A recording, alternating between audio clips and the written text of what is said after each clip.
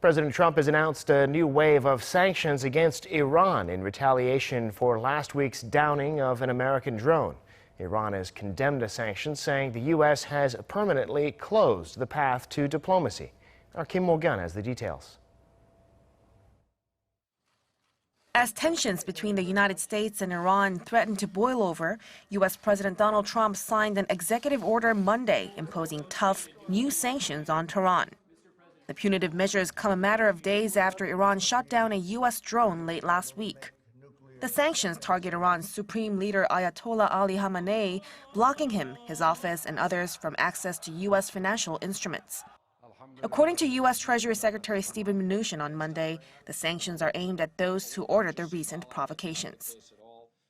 Along with our existing sanctions authorities, we have additional sanctions to go after the Supreme Leader's office and lock up literally billions of dollars more of assets.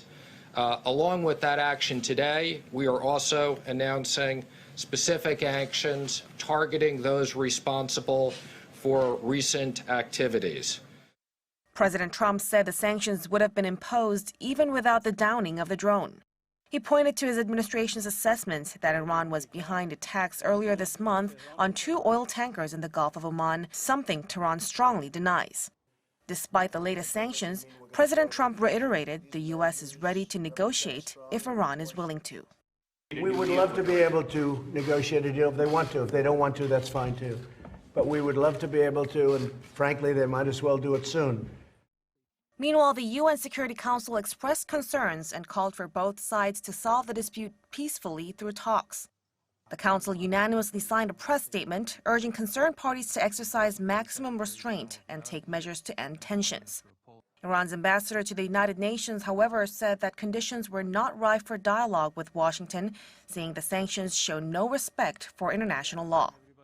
Today, we just witnessed that the United States imposed another set of sanctions against Iran. How can we start a dialogue with somebody whose primary preoccupation is to put more sanctions on Iran? So the atmosphere of such a dialogue is not ready yet. Iran's foreign ministry said Washington's latest move has permanently closed the path to diplomacy between Tehran and Washington. Foreign Minister Mohammad Javad Zarif also took to Twitter, claiming that hawkish politicians close to President Trump are thirsty for war rather than diplomacy. Kim Mok-yeon, Arirang News.